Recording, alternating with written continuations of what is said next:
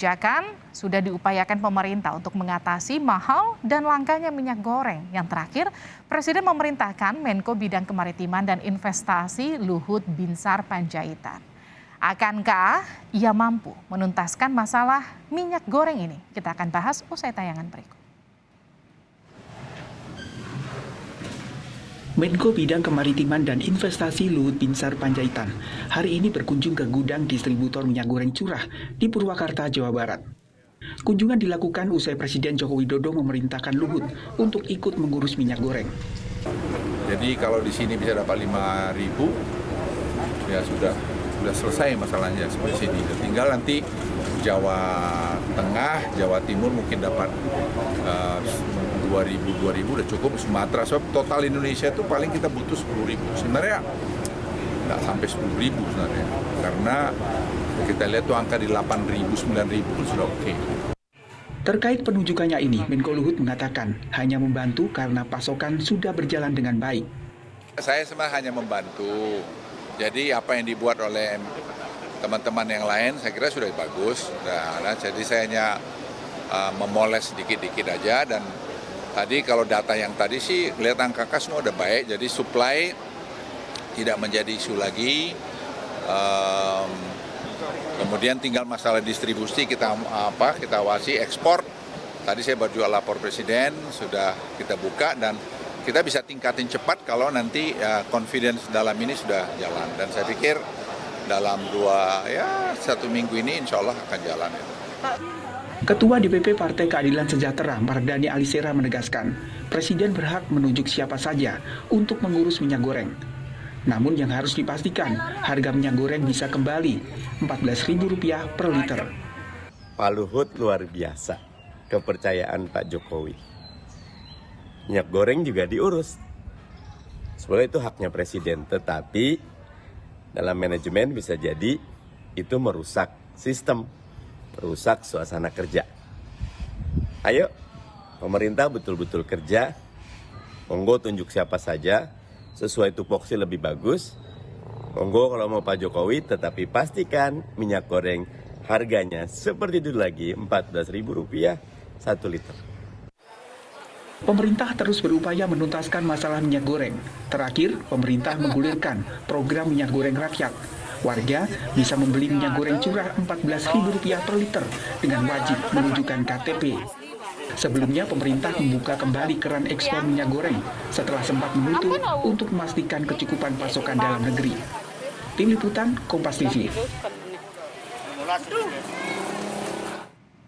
Menko Bidang Kemaritiman dan Investasi Luhut Binsar Panjaitan memiliki tugas baru dari Presiden, mengurusi minyak goreng. Dengan pemilihan Menko Luhut, apakah sengkarut minyak goreng bisa segera teratasi? Kita akan sapa anggota Komisi 6 DPR RI dari fraksi PDI Perjuangan, Dedi Yefri Sitorus. Selamat malam, Pak Dedi.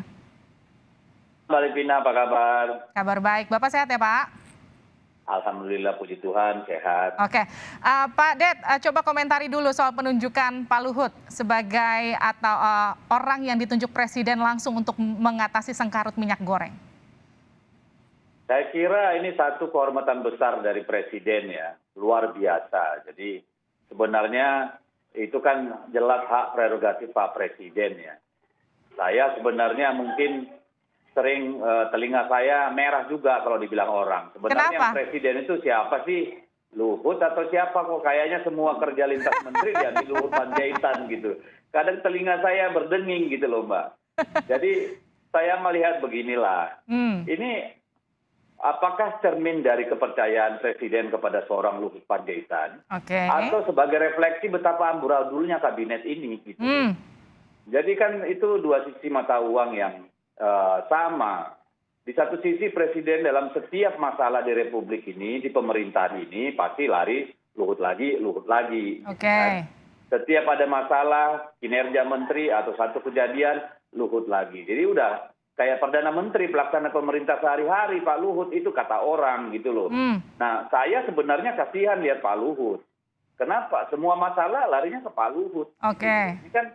Ini kan sesuatu yang tidak fair gitu loh. Kalau menurut saya, kalau memang persoalan itu tidak bisa diatasi oleh menteri-menteri itu, udahlah ganti saja gitu loh. supaya bisa berjalan sesuai mekanisme yang ada, Oke. sesuai regulasi, peraturan, perundang-undangan yang ada. Ini kan sebenarnya dari sisi sistem dan aturan, ini kan sudah banyak yang kacau dalam urusan penanganan minyak goreng ini. Padahal ini urusan yang sederhana kalau menurut saya. Ya, Baik. urusan bagaimana pemerintah memastikan adanya pasokan. Itu urusannya DMO segala macam. Menetapkan harga. Itu kaitannya dengan komponen pembentuk harga. Lalu bagaimana produk itu disimpan, diawasi dan disalurkan kepada rakyat. Kan sebenarnya mekanisme itu sudah ada semua.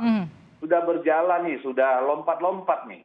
Dari mulai Menteri Perdagangan ke Menteri Perindustrian, bolak-balik lagi, ada Satgas minyak goreng, Satgas pangan, hantu blau semua kacau gitu loh.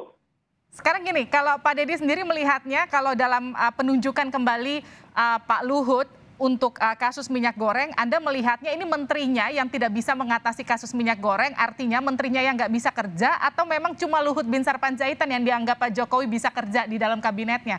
Sampai lagi-lagi Luhut, lagi-lagi Luhut. Bisa kedua-duanya.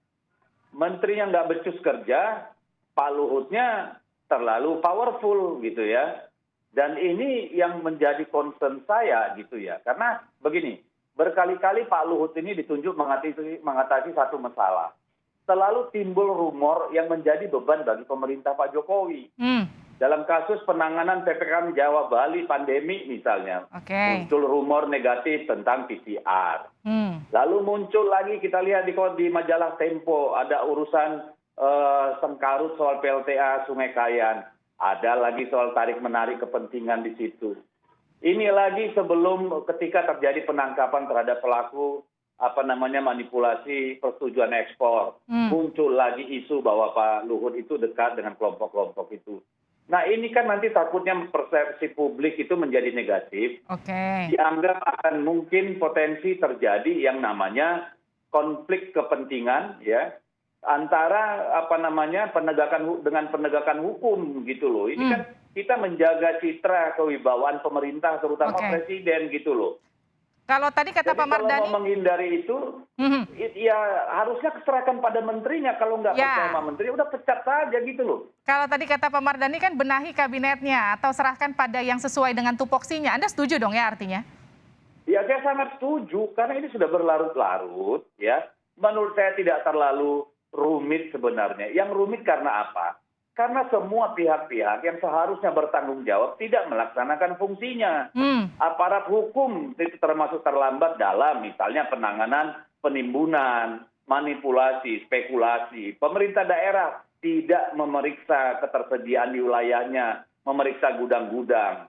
Menteri Perdagangan tidak konsisten menjaga bahkan terlibat dalam pelanggaran hukum. Ya, bea cukai bagaimana?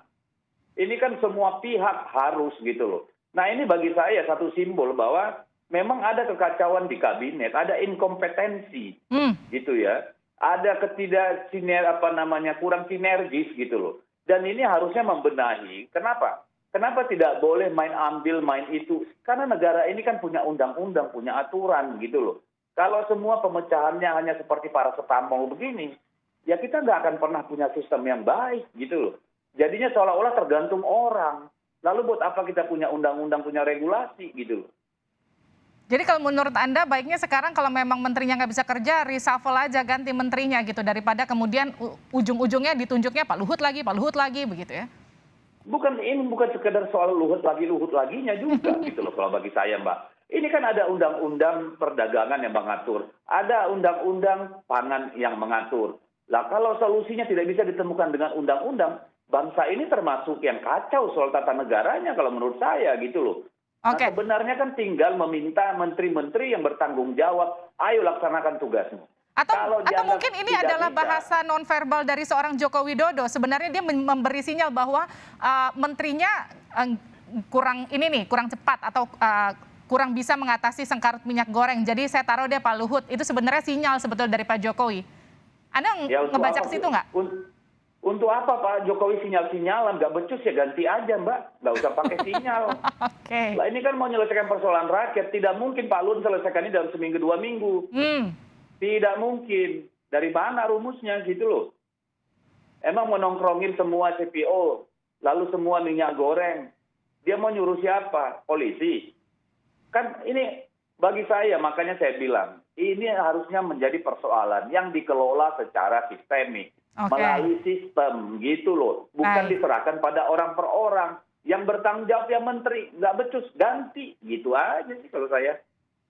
Lalu sekarang kan Pak Luhut dari tunjuk nih, apa yang perlu diperbaiki dalam mengatasi masalah minyak goreng saat ini yang pertama kali dilakukan Pak Luhut? Ya, saya nggak tahu apa yang dilakukan Pak Luhut. Katanya cuma menasihati kalau saya baca di media. Tapi ada juga bilang mau audit sawit yang nggak pernah dilakukan. Ini kan ada konflik pernyataan yang ngawur kalau menurut saya. Apakah memang cuma itu?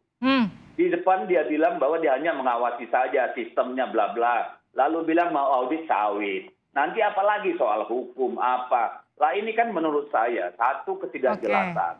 Ya bukti amburadulnya manajemen pemerintah kalau menurut saya. Oke, jadi ini bukti adalah kalau menurut Anda sendiri ini adalah amburadulnya kinerja di kabinet itu sendiri. Jadi kalau memang nggak becus ya reshuffle aja gitu kira-kira ya Pak Deddy ya?